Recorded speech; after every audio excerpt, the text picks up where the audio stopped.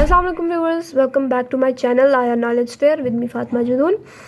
आज की वीडियो में हम डिस्कस करेंगे जी इकोनॉमिक लिबरलिज्म को, जो कि इंटरनेशनल पॉलिटिकल इकोनॉमी की थ्योरी है। पिछली वीडियो में हमने डिस्कस किया था जी मार्केंटलिज्म को और इंटरनेशनल पॉलिटिकल इकोनॉमी को कि वो क्या है। उसका लिंक आपको डिस्क्रिप्शन में मिल जाएगा, वहाँ से आप जाकर देख सकते हैं। तो इकोनॉमिक जो लिबरलिज्म है बेसिकली ये काउंटर नैरेटिव है जी मार्केंटलिज्म का। और लिबरलिज्म जो इकोनॉमिक लिबरलिज्म है इसकी भी दो थीरीज़ हैं, क्लासिकल लिबरलिज्म और न्यू इकोनॉमिक लिबरलिज्म। अब जो क्लासिकल लिबरलिज्म है ये दी थी जी एडम स्मिथ और डेविड रिकार्डो ने। इन्होंने अपनी एक बुक भी लिखी थी द वेल्थ ऑफ नेशन 1776 में, जिसमें इन्होंने कॉन्सेप्ट दिया था जी लिबरल इकोनॉमी का, फ्री ट्रेड का, फ्लो ऑफ इंफॉर्मेशन का, flow of people, cross border trade का, कि एब्सोल्यूट गेन्स के लिए ये सारी की सारी चीज़ें होना बहुत ज़्यादा ज़रूरी है कि स्टेट्स जो है उनको क्या करना चाहिए, एक दूसरे के साथ फ्री ट्रेड करनी चाहिए, लोगों का फ्लो होना चाहिए, इंफॉर्मेशन का फ्लो होना चाहिए, ताकि हम जो है वो सब एब्सोल्यूट गेन्स हासिल कर सकें। अब इसकी असम्पशन अगर हम देखें तो सबसे पहले क्या है जी लिबरल इकोनॉमी।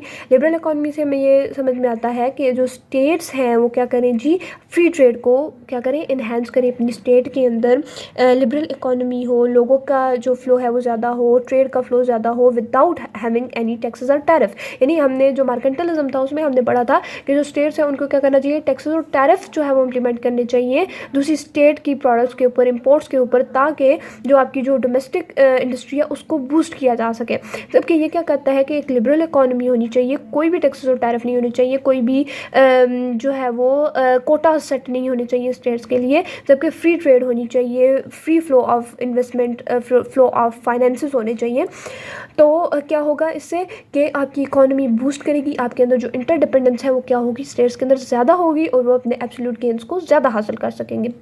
उसके बाद दूसरे नंबर पर आ जाता है जी no government interference in economy. Government की कोई भी इंटरफेरेंस नहीं होनी चाहिए इकोनॉमी के अंदर। मार्केंटलिज्म में जब हमने पढ़ा था कि जो स्टेट है उसको क्या करना चाहिए कि टैक्स और टैरिफ को ज़्यादा कर देना चाहिए, जबकि यहाँ पर जो गवर्नमेंट है उसकी कोई भी इंटरफेरेंस नहीं होनी चाहिए, ताकि जो आपकी जो नॉन स्टेट ऑर्गेनाइजेशंस हैं, मल्टीनेशनल कॉरपोरेशंस हैं, वो जो है वो क्या हो, ज़्यादा से ज़्यादा बूस्टअप हो और आपकी जो इकोनॉमी है उसको ज़्यादा करें, दूसरी स्टेट्स के साथ जो है वो क्या करें, अपनी ट्रेड को ज़्यादा बढ़ाएं, ताकि आपकी स्टेट को जो है वो क्या हो, ज़्यादा फ़ायदा हो। इसमें हम कैपिटलिस्ट सिस्टम की जो है वो एग्जांपल ले सकते हैं, जिसमें गवर्नमेंट की जो है वो इंटरफेरेंस नहीं होती। लेकिन हम देखते हैं कि इससे फ़ायदे भी बहुत ज़्यादा होते हैं गवर्नमेंट की इंटरफेरेंस ना होने की वजह से, और नुकसान भी बहुत ज़्यादा होते हैं।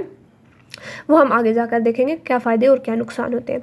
तो फ्री ट्रेड होनी चाहिए जी। ये क्या कहता है कि जो फ्लो ऑफ द पीपल है, फ्लो ऑफ इंफॉर्मेशन है, फ्लो ऑफ जो इकोनॉमी है, फ्लो ऑफ फाइनेंसेस है, फ्लो ऑफ इन्वेस्टमेंट है, वो जो है फॉरेन डायरेक्ट इन्वेस्टमेंट है, वो जो है वो फ्रीली होनी चाहिए। एक स्टेट दूसरी स्टेट के अंदर जो है वो फ्री ट्रेड करे, दूसरी स्टेट के साथ कोई भी बैरियर्स ना हो, ताकि जो ट्रेड है वो ज़्यादा आसानी से हो और दोनों स्टेट्स जो है एक दूसरे के ऊपर इंटरडिपेंडेंट हो, एक दूसरे के साथ ज़्यादा मिलकर एब्सोल्यूट गेन्स को हासिल करें।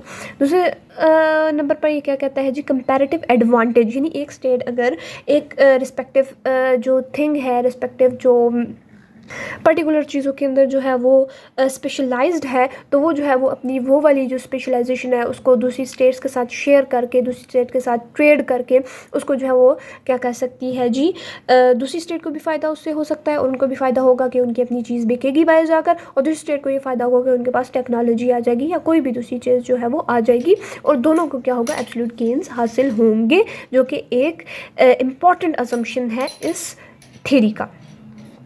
अब अगर हम बात करें न्यू इकोनॉमिक लिबरलिज्म की, तो ये जो है वो बिल्कुल काउंटर नैरेटिव है जी इकोनॉमिक लिबरलिज्म का। ये क्या कहता है कि गवर्नमेंट की इंटरफेरेंस होनी चाहिए इकोनॉमी के अंदर।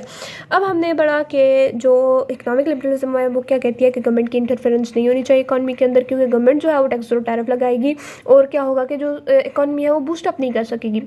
लेकिन ये क्या कहते हैं कि गवर्नमेंट की इंटरफेरेंस नहीं होनी चाहिए इकोनॉमी के अंदर, क्योंकि इससे क्या होगा, गवर्नमेंट की इंटरफेरेंस होनी चाहिए इकॉनमी के अंदर, क्योंकि अगर गवर्नमेंट की इंटरफेरेंस नहीं होगी इकॉनमी के अंदर तो कंसंट्रेशन ऑफ वेल्थ जो है वो कुछ लोगों के हाथ में आ जाएगी, और जो रिच है वो become richer day by day, और जो पुअर है वो become poorer day by day. तो इससे क्या होगा, कैटलाइजेशन का प्रोसेस होगा, वेल्थ जो है वो कंसंट्रेट हो जाएगी कुछ लोगों के हाथों में, और अंडरग्राउंड जो एक्टिविटीज़ हैं जैसे कि ह्यूमन ट्रैफिकिंग हो गई, स्मगलिंग हो गई, टेररिस्ट फाइनेंस प्रॉब्लम जो है वो ज़्यादा से ज़्यादा होंगे अगर गवर्नमेंट जो है वो इंटरफेरेंस नहीं करेगी इकॉनमी के अंदर। अब इंटरनेशनल लेवल के ऊपर गवर्नमेंट का ये मतलब है कि इंटरनेशनल लेवल के ऊपर अगर स्टेट्स के दरमियान ट्रेड हो रही है तो वहाँ पर गवर्नमेंट कौन होगी? हमारे जो इंस्टीट्यूशंस हैं, वर्ल्ड बैंक हो गया, IMF हो गया, वर्ल्ड ट्रेड ऑर्गेनाइजेशन होगी, ये जो है वो जो कि इंटरनेशनल ट्रेड को रेगुलेट करें, इनको ये चाहिए कि ये इंटरफेयर करें गवर्नमेंट्स की जो स्टेट्स की आपस में जो इकनॉमिक रिलेशंस हैं उनको, ताकि ये जो है वो जो दूसरी एक्टिविटीज़ हैं उनको जो है वो अवॉइड कर सकें सोसाइटी से। तो ये था जी आज का हमारा लेक्चर इकनॉमिक लिबरलिज्म के बारे में। होपफुली आपको समझ आया होगा। नेक्स्ट वीडियो में मैं एक और theory of international political economy के साथ आपके साथ हाज़िर होंगी, वहाँ से आप जाकर देख सकते हैं। तो मिलते हैं अपनी नेक्स्ट वीडियो में, तब तक के लिए अल्लाह हाफ़िज़।